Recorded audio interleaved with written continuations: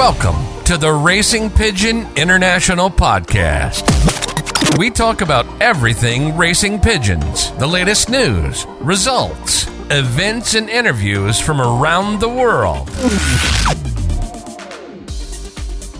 Hey, Mark Lyford here, and welcome to the RPI Podcast. Today we're briefly talking about one-off races again. As you know, I'm a big fan of one-off races, and we've seen over the last few weeks and months, certainly here in the UK, lots of new one-off races setting up. And I'm seeing a trend here, and I like the trend I'm seeing. I've said this before. One-off races don't have to be 1,000, 2,000 birds, and that's what's happening. New one-off races are being set up, and they're having 300 or 400 birds maximum. It gives more opportunity for people to place in the higher levels of the races. And one of the other things that I'm seeing is more of a focus and emphasis on ace pigeon prizes. A couple of the races I'm seeing being relaunched, Lionheart races, one of them run by John Mowbray up in the north of England. That's a £7,000 ace pigeon prize. And there's only 300 pigeons entered. And and the other big important thing is look how much I featured this in the one-off race stats that I put out a few months ago. How much of the prize pot is being offered compared to what the entrance fee is. John at Lionheart Race is offering 66% of the prize pot. So 66% of the income that comes in, he's putting into the prize pot.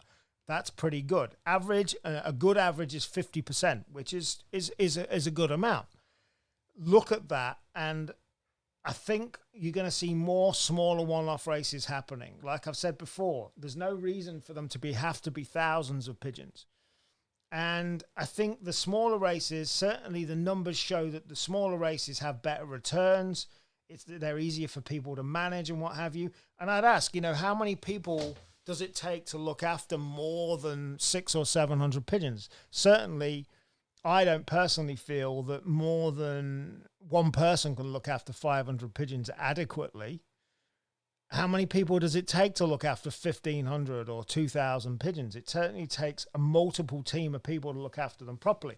And if you look at the graphs that I put out about the one-off races, you'll see that some of the races that start with the higher amounts, the 1,500s, the 16, 17, 1,800 pigeons, they have big losses at the beginning, and then they ease off. And I'm sure that's to do with how happy the pigeons are in the loft, the square footage of the lofts, and what they start with.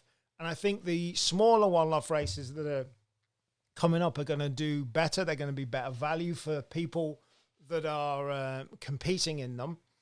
And I think that's the way that it's going to go. Certainly in the UK, I think there's at least 12 one-off races in the UK now. Well, a few years ago, there was only 2 or 3, maybe 4. So yeah, big changes coming. People are seeing the difference one-off racing can make. Speaking of which, I was pleased to see that Miss Maurice, the famous pigeon bred by Maurice O'Donnell, was sold by Mike Gannis to Le Mans Family Lofts, which is a great thing for Maurice. It shows how good his pigeons are, that somebody wants to pay $70,000 for the hen, Miss Maurice. I also see that a relative of hers scored well over in Pattaya as well, which is good. What else is going on in this season, this off-season? Obviously, all of the shows are happening at the moment. My son's been showing his pigeons as well at pigeon shows, his races. I'm pleased that he got a third and a highly commended yesterday for his Hercules pigeons. So yeah, I'm looking forward to Blackpool in January, coming up to Christmas now. And it's that time of getting your stock ready together. People are looking to pair up. Some people have already paired up. My son's not pairing up until January, mid-January. I think we're going to have some cold spells, and I don't think it's too good unless your stock loft is completely insulated and bang on temperature-wise. Personally, rearing young birds in the very cold, for me, I don't particularly like. And yeah, we're into pairing up and then bring on the racing next year. My son's predominantly focusing on North Road here in the UK, flying north into Scotland. That's his focus this coming year for racing.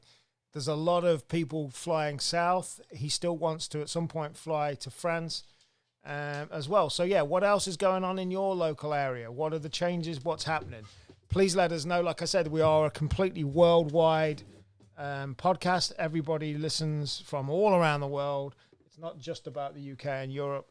We have people listening from all over around the USA. We have people listening in China, all over Europe. So let us know what's going on in your area. Thanks for listening. Catch you very soon on another RPI podcast.